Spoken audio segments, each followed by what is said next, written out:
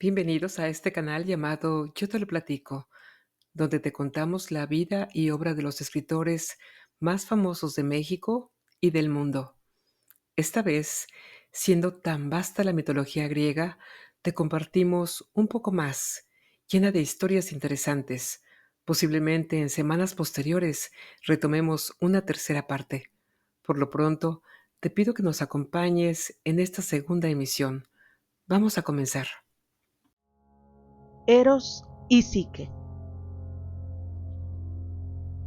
Cuentan que hace muchos años había un rey que tenía 3 hijas.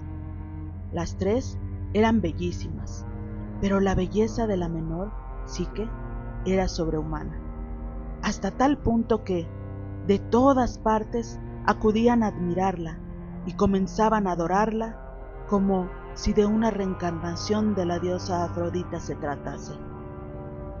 Celosa Afrodita ante la belleza de Psique, pidió a su hijo Eros que intercediese para poder poner fin a semejante ofensa. La idea era que Eros, Cupido, le lanzase una de sus flechas para que se enamorara del hombre más horrible y ruin que pudiera existir. Así que la belleza no le había traído ninguna felicidad. Los hombres, como ya hemos comentado, la idolatraban de 1000 maneras, pero ninguno osaba pedir su mano. Y esto empezaba a preocupar a sus padres, quienes ya habían casado a 2 hermanas mayores.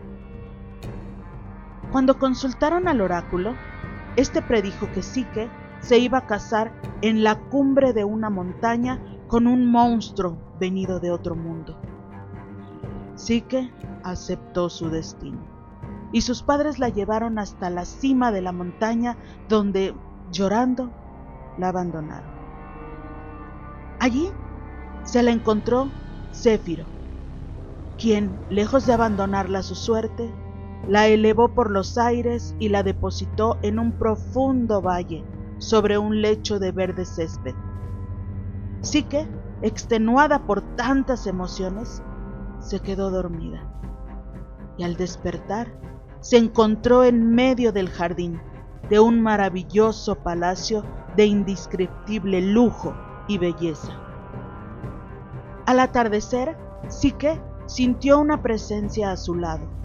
Era el esposo de quien había hablado el oráculo. No le pareció tan monstruoso como temía. Su voz era suave y amable y le hacía sentirse muy bien estando a su lado, pero en ningún momento mostró su rostro y le advirtió a Psique que, si lo veía, le perdería para siempre. Así fueron las cosas a lo largo de las siguientes semanas. Durante el día, Psique permanecía sola en el palacio y por la noche su marido se reunía con ella y eran muy felices. Pero un día, Psique sintió añoranza de su familia y rogó a su esposo que le dejara ir a visitarlos. Tras muchas súplicas, y pese a advertirle que todos los peligros que corría con su partida estaban al acecho, su marido accedió y pidió a Céfiro que la llevase a la cumbre de la montaña donde la habían abandonado. Desde allí, Psique caminó hasta su casa. Todos la recibieron con gran alegría, pero sus hermanas, cuando la vieron tan feliz tras abrir los maravillosos regalos que les había traído, no pudieron contener la envidia y no pararon hasta que la pobre Psique les confesó que jamás había visto a su marido. Las hermanas la convencieron de la necesidad de descubrir quién era su marido. Su plan era el siguiente. Psique debía ocultar una lámpara y durante la noche, mientras él dormía, prenderla para así ver su rostro. Y así lo hizo.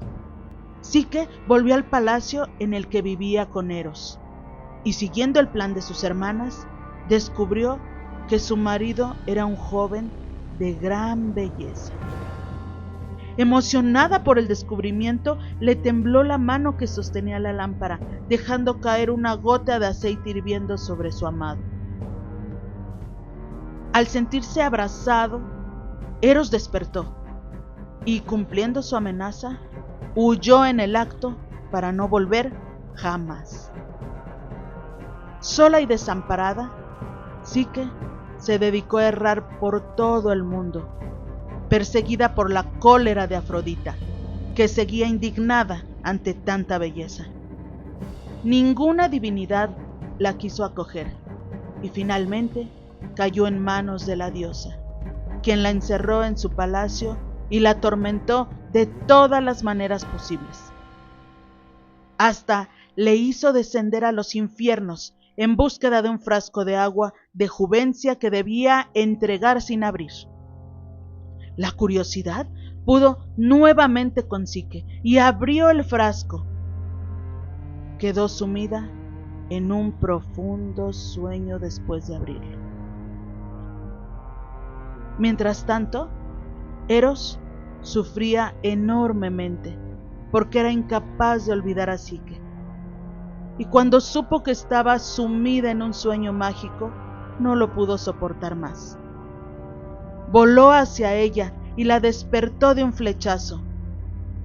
Después subió al Olimpo para rogar a Zeus que le permitiese casarse con ella, aunque fuese mortal.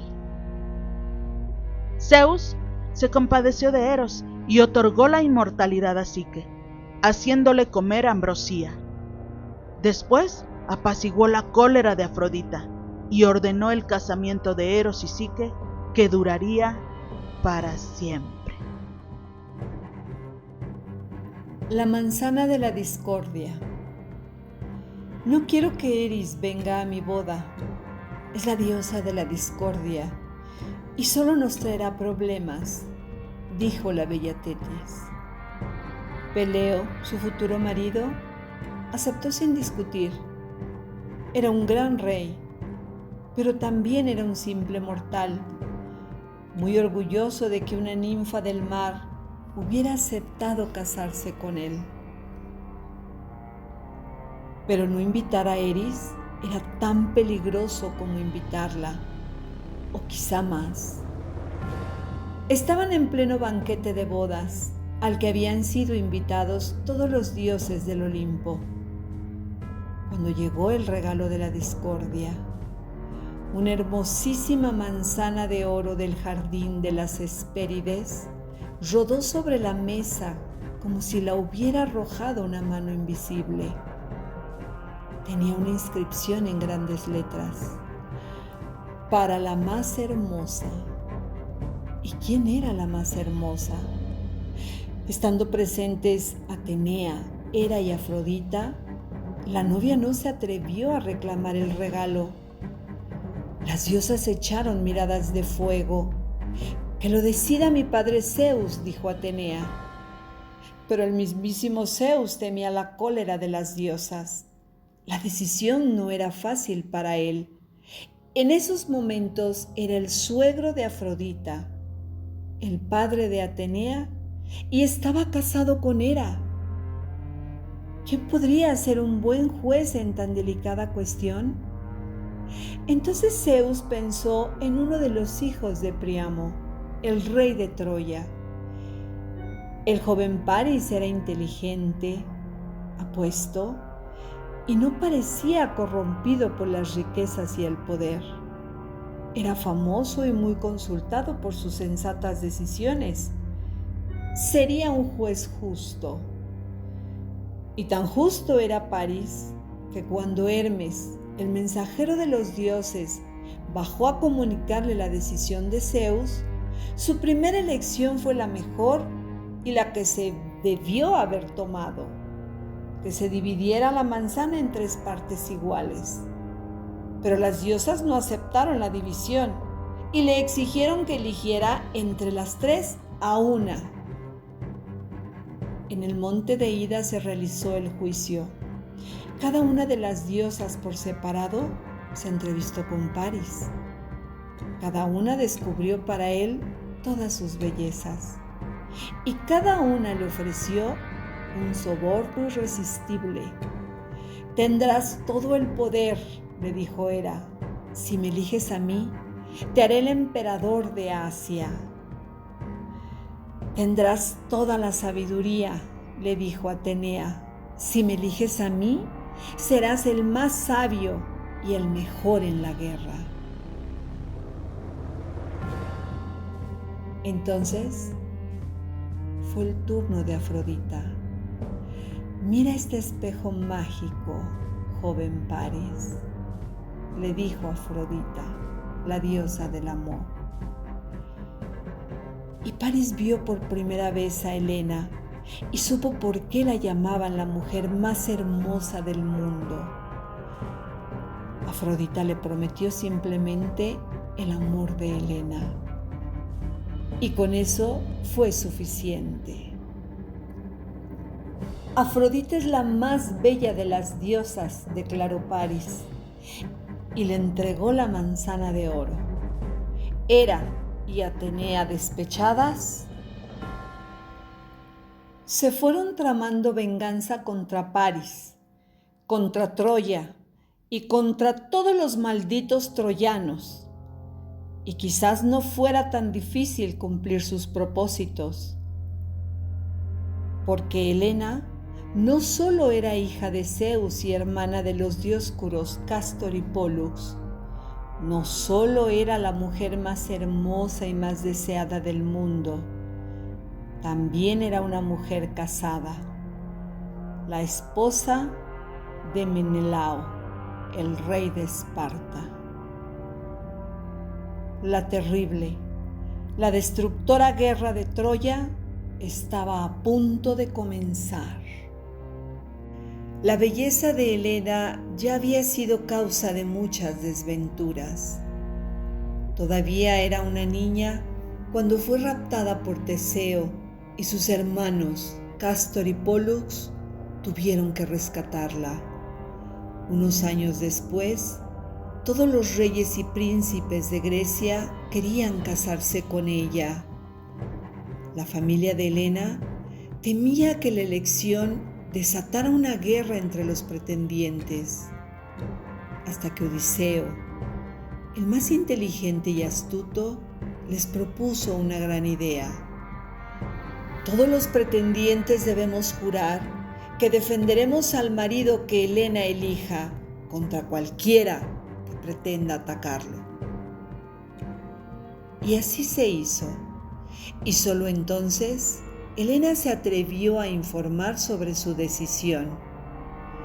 Había decidido casarse con el bravo Menelao, el rey de Esparta. A cambio de su buen consejo, a Odiseo se le concedió la mano de una prima de Helena, la leal y bondadosa Penélope. Helena y Menelao tuvieron una hija. Parecía un matrimonio feliz. Un día, poco después del juicio de Paris, Menelao decidió visitar Troya con la intención de mejorar las relaciones comerciales con su país. Paris, el hijo de Príamo, el rey de Troya, lo recibió con tantas muestras de amistad que Menelao lo invitó a su vez a conocer Esparta.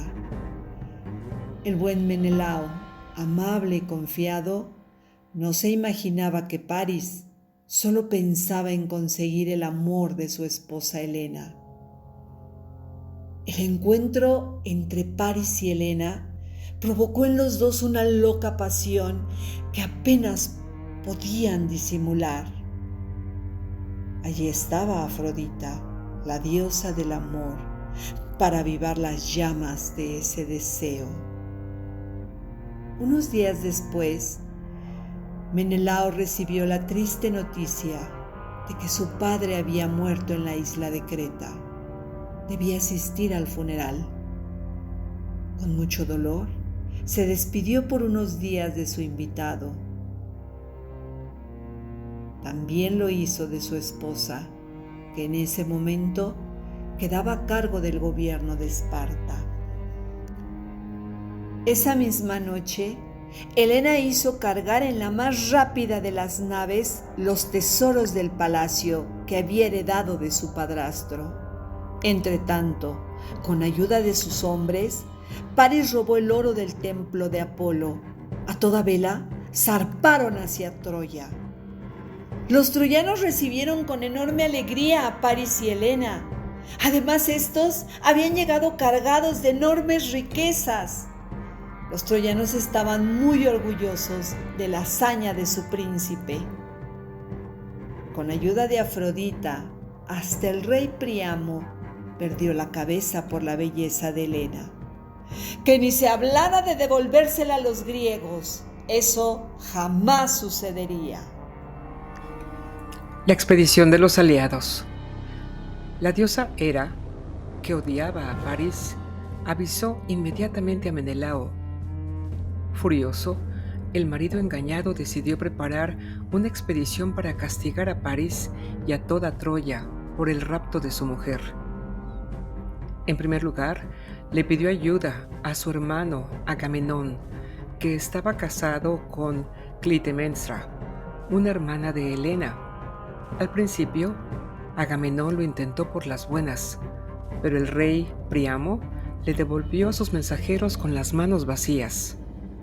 Si Helena se llevó con ella su tesoro, les dijo, es prueba de que eligió a mi hijo Paris por su propia voluntad. Entonces, Agamenón, invocando el juramento que habían hecho todos los pretendientes, esto es, defender al marido de Helena, los convocó a la guerra contra Troya. Además de su juramento, los reyes griegos tenían buenas razones para la guerra. Troya y sus ciudades aliadas dominaban el estrecho que daba entrada al Mar Negro y cobraba altos impuestos por dejar pasar hacia Grecia todos los productos que venían de Oriente, especias, perfumes, piedras preciosas y muchos otros. Agamenón y su amigo Palámedes fueron a buscar a Odiseo, rey de Ítaca. Sabían que necesitarían su inteligencia en la guerra, pero Odiseo no quería participar en la expedición contra Troya. El oráculo había dicho que si partía, tardaría 20 años en volver a su casa. Cuando Agamenón y Palámedes llegaron a Ítaca, se encontraron a Odiseo arando la playa y sembrando sal en la arena.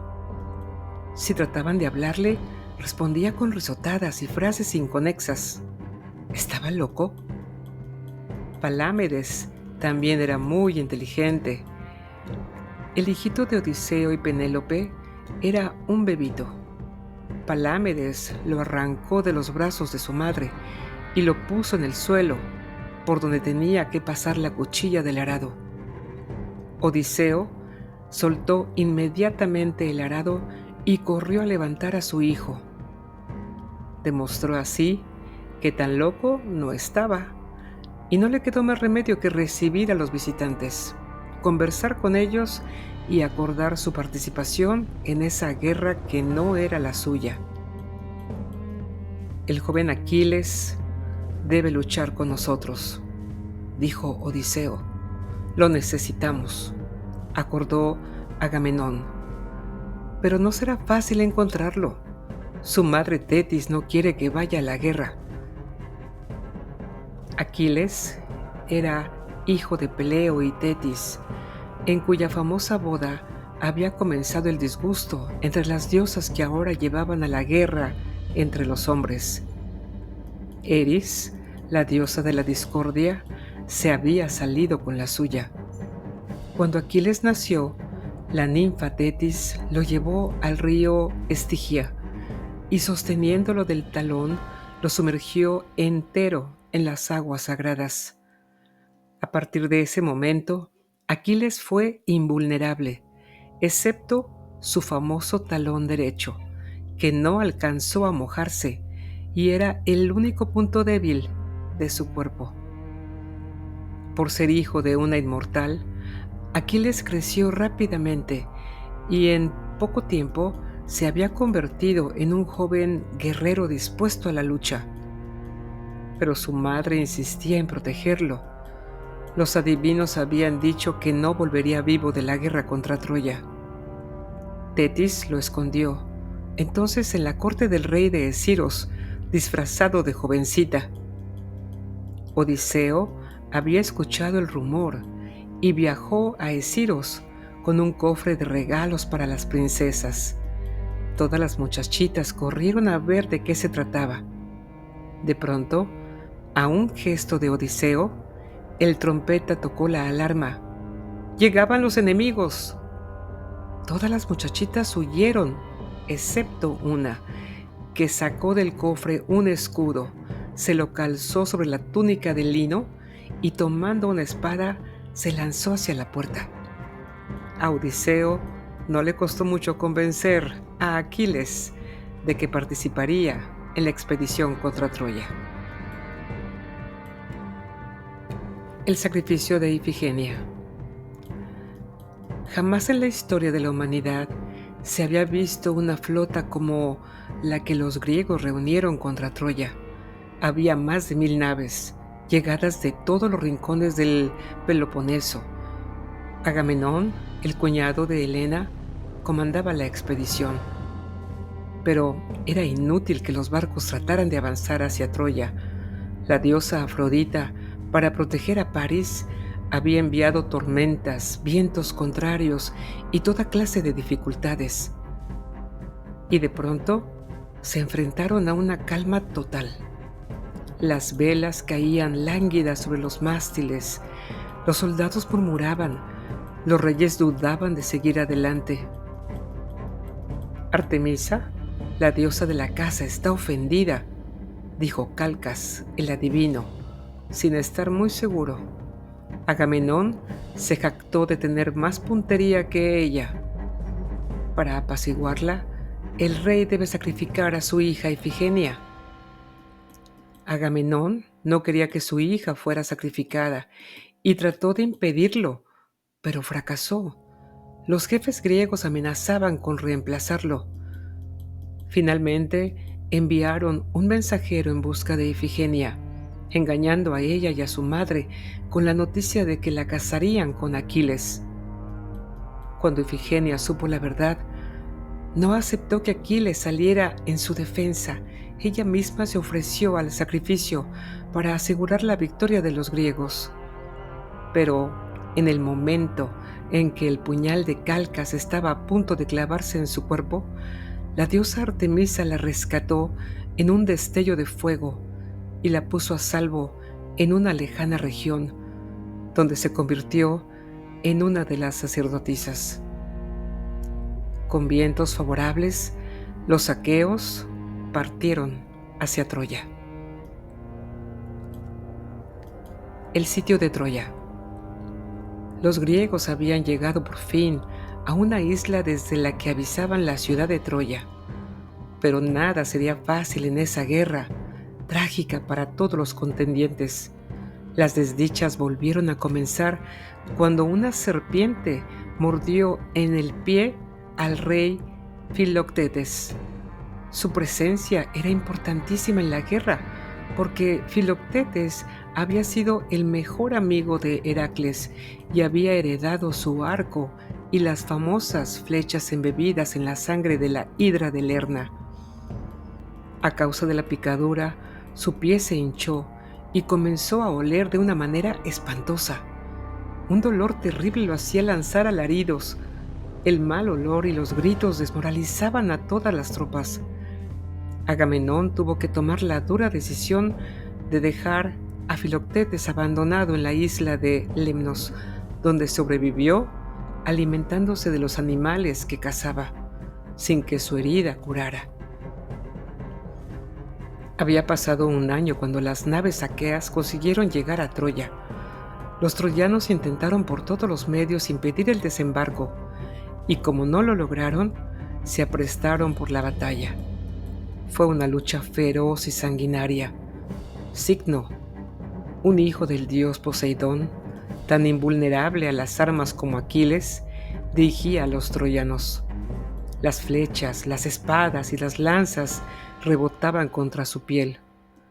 Entonces Aquiles lo golpeó en la cara con la empuñadura de su espada, hasta arrojarlo contra una roca. Se arrodilló sobre su pecho y lo estranguló con la correa de su casco. Los troyanos comenzaron a perder la batalla y tuvieron que huir a refugiarse en la ciudad. Entonces los griegos aprovecharon para hundir todos los barcos de la flota enemiga que había quedado sin custodia.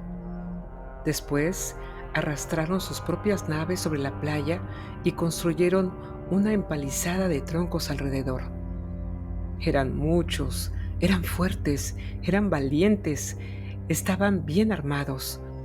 Creyeron que tomar Troya sería cuestión de un par de días. 3 veces atacaron la ciudad y 3 veces tuvieron que retirarse con grandes pérdidas. No habían contado con las excelentes defensas y la fortificación de Troya, más la determinación de sus guerreros.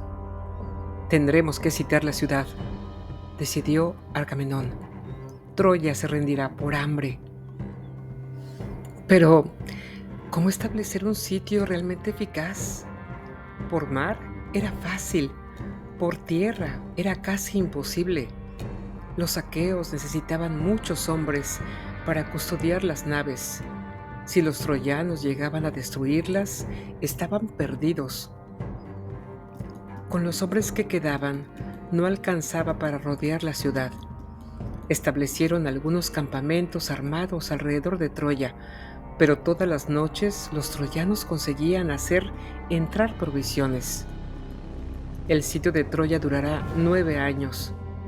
Había predicho Calcas, el adivino, y nadie le había creído hasta que el tiempo empezó a pasar sin que ninguno de los dos bandos lograra triunfar sobre el otro. De tanto en tanto, el ejército troyano se lanzaba sobre los griegos tratando de expulsarlos, o los griegos volvían a intentar la toma de la ciudad. En esas terribles batallas, en las que intervenían también los dioses, morían muchos hombres sin que se decidiera el final de la guerra. Entre los aqueos, el enorme Áyax, primo de Aquiles, se distinguía por su valor. Entre los troyanos, pocos luchaban como Héctor, el hermano de Paris. Por consejo de Odiseo, los griegos decidieron enviar naves al mando de Aquiles para atacar y saquear todas las islas y las ciudades de la costa que favorecían a Troya. Así obtendrían provisiones y botín, pero además dejarían al rey Príamo y a sus hijos sin aliados. Entretanto, los sitiadores extrañaban sus casas, sus esposas, sus hijos y se aburrían interminablemente. No fue extraño que se volviera tan popular y querido Palámedes cuando inventó un juego con trocitos de huesos bien pulidos en forma de cubos que tenían grabados números en sus caras. Eran los primeros dados. En una oportunidad, París y Menelao pidieron una tregua para batirse en un duelo personal, a muerte, por el amor de Helena. Y allí podría haber terminado de manera más justa la guerra de Troya, si no fuera por la intervención de los dioses. Cuando Menelao estaba a punto de matar a París, la diosa Afrodita lo protegió, haciéndolo invisible. Atenea, a su vez, disfrazada de troyano, provocó la ruptura de la tregua y los ejércitos se enfrentaron una vez más. Solo el gran Zeus hubiera podido impedir que la guerra siguiera su curso, pero no quería intervenir para no irritar a las diosas. Cuando su ánimo se inclinaba por defender a Troya, su esposa Hera lo persuadía de volver a la imparcialidad. El 9º año de la guerra. Aquiles, junto a su inseparable amigo Patroclo, y al frente de sus hombres, los mirmidones, día tras día llevaban las naves arqueas a la lucha y volvían cargados de botín. Pero Agamenón, como jefe de las fuerzas griegas, había decidido un sistema de reparto que a Aquiles le parecía muy injusto. ¿Por qué tenían que quedarse con lo mejor de todos esos reyes, de todos los botines, cuando que ellos estaban batallando en las guerras contra Troya? Casi 9 años llevaba ya esta historia de muertes y desgracia, cuando un grave conflicto estalló entre los arqueos. En el reparto del botín, la hija de un sacerdote de Apolo había sido entregada como esclava a Agamenón. Su padre ofreció rescate, pero Agamenón se negó a devolverla. Entonces el dios Apolo, muy enojado, se dedicó a lanzar contra los griegos sus flechas que llevaban la peste. Los guerreros griegos se enfermaban y morían sin la oportunidad de luchar. ¿Quién me protegerá si digo cómo acabar con la peste?, preguntó Calcas, el adivino. Yo lo haré, aseguró Aquiles. Pero Calcas informó que había que devolver a la hija del sacerdote. Agamenón se enojó muchísimo y culpó a Aquiles. Si yo tengo que entregar a mi esclava preferida, Aquiles tiene que hacer lo mismo, se empeñó Agamenón. Y esa noche mandó a 2 hombres a secuestrar a la esclava de Aquiles de su tienda. Los 2 grandes jefes que siempre se habían odiado estaban a punto de enfrentarse por las armas, haciendo combatir a los griegos entre sí. La propia diosa Atenea tuvo que intervenir para calmar la disputa. Hasta en el Olimpo hubo malestar y discusiones entre los dioses. Aquiles estaba tan enojado que decidió apartarse de la lucha. Se encerró en su tienda y dejó que los aqueos se enfrentaran contra los troyanos sin su ayuda. Obedeciendo órdenes de su jefe, tampoco sus hombres, los mirmidones, intervenían ya en la guerra. Los troyanos comenzaron a sacar ventaja. Héctor y Paris obtenían todos los días grandes triunfos para sus tropas y comenzaban a soñar con librarse de los aqueos, empujándolos al mar. Después de varios días de combate, los troyanos habían logrado avanzar hasta la empalizada que protegía los barcos griegos. Los griegos morían a centenares mientras trataban de impedir que sus enemigos se acercaran a las naves para quemarlas con antorchas encendidas. Entonces, Patroclo, el gran amigo de Aquiles, decidió que había llegado el momento de intervenir en el combate. Si no quieres dar el brazo a torcer, le dijo a Aquiles, al menos préstame tu armadura. Los mirmidones me seguirán, los griegos se animarán al confundirme con el gran Aquiles, y los troyanos temblarán de miedo. Y así fue. Creyendo que Aquiles había vuelto a la lucha, sus hombres lo siguieron y consiguieron rechazar a los troyanos, y de ese modo los alejaron de las naves aqueas. Entonces Héctor, el más grande de los guerreros troyanos, desafió al supuesto Aquiles a un duelo personal. El dios Apolo, que seguía muy enojado con los griegos, intervino a favor de Héctor. Su lanza atravesó a Patroclo. El dolor de Aquiles ante la muerte de su amigo no tuvo límites.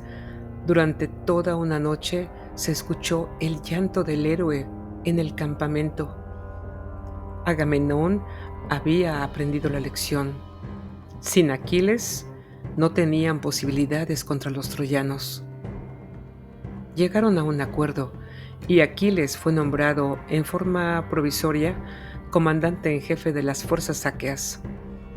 Al día siguiente, los 2 ejércitos se enfrentaron en el campo de batalla con una inesperada novedad. Zeus había decidido que todos los dioses podían tomar parte en la batalla y luchar entre ellos o contra los hombres, si así lo deseaban. 10 dioses se enfrentaron entre sí, apoyando a aqueos o troyanos.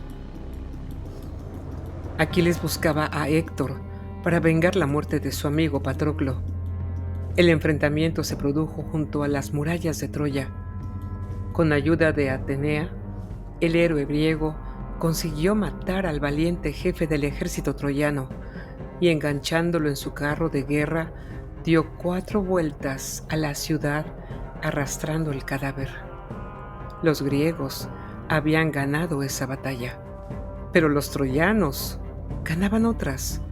La guerra parecía eterna. La muerte de los héroes.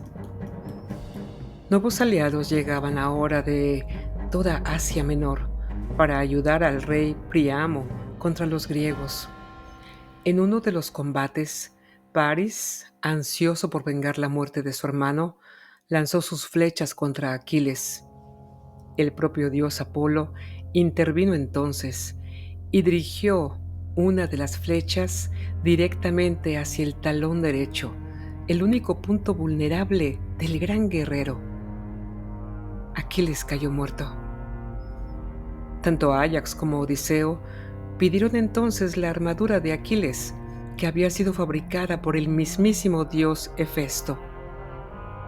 Tetis, la ninfa marina, madre de Aquiles, le dijo a Agamenón que debía elegir al más valiente.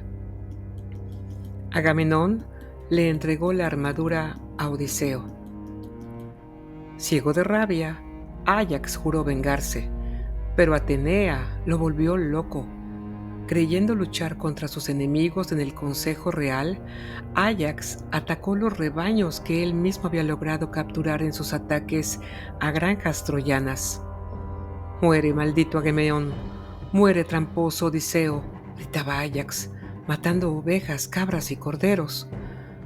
Cuando volvió en sí y descubrió lo que había hecho, se llenó de vergüenza y solo pensó en quitarse la vida. Calcas, el adivino, predijo finalmente al Consejo Real que solo podrían tomar Troya con el arco y las flechas de Heracles. Solo entonces los griegos recordaron a Filoctetes, que había sido abandonado con sus heridas en una isla, en la isla de Lemnos. Allí lo encontraron, milagrosamente vivo. Con la promesa de curarlo, consiguieron llevarlo a las puertas de Troya. En efecto, el gran médico Asclepio consiguió sanar su inmunda herida. Entonces, Filoctetes desafió a París a un duelo con arco y flecha. Gravemente herido por las flechas envenenadas, París consiguió escapar y entrar en Troya, donde murió en brazos de Helena. Sin París, Helena ya no quería permanecer en Troya, pero el rey Príamo no aceptaba de ningún modo devolverla a Menelao. Sus hijos se peleaban entre sí por su amor. Helena trató de escapar, pero fue capturada por los centinelas. Deifobo, uno de los hermanos de París, decidió casarse con ella por la fuerza. El caballo de Troya. La guerra parecía estancada. Los aqueos estaban hartos del sitio, de vivir en un campamento, de luchar y luchar sin conseguir nada. Todos deseaban volver a su querida Grecia. Todos deseaban volver a ver a sus esposas, a sus casas, a su familia. Fue entonces cuando el ingenioso Odiseo propuso la famosa trampa que cambiaría la historia y quedaría para siempre en la memoria de los hombres: el caballo de madera. La propia Atenea le inspiró la idea. Era increíblemente simple y el consejo la aprobó de inmediato. Al mejor carpintero de todo el ejército griego se le ordenó construir un enorme caballo hueco, hecho de tablas de abeto. Tenía una escotilla oculta en el flanco derecho, y del otro lado había una frase en grandes letras que decía: después de 9 años de ausencia, rogando por un regreso seguro a la patria, los griegos ofrendan este caballo a la diosa Atenea. 22 hombres armados, al mando de Odiseo y Menelao, el marido de Helena, entraron al caballo con una escala de cuerdas. Se jugaban la vida.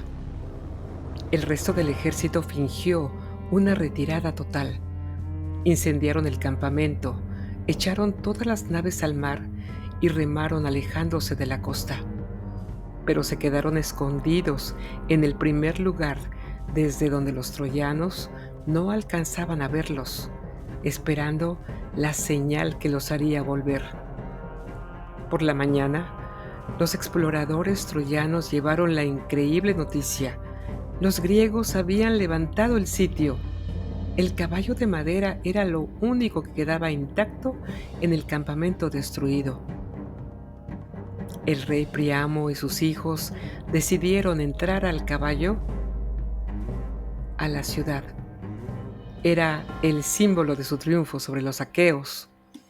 Trajeron una armazón con ruedas para trasladarlo, y no fue fácil. Entre otras cosas, era demasiado grande para las puertas de la gran ciudad. Había sido construido así, con toda intención, para despistar a los troyanos y para que tuvieran que romper la muralla si querían meterlo en la ciudad. Con tremendo esfuerzo, los troyanos lograron hacer entrar al caballo. Casandra, la hija de Príamo, tenía el don de la adivinación, pero porque había rechazado al dios Apolo, llevaba sobre ella una terrible maldición. Sus profecías nunca serían escuchadas.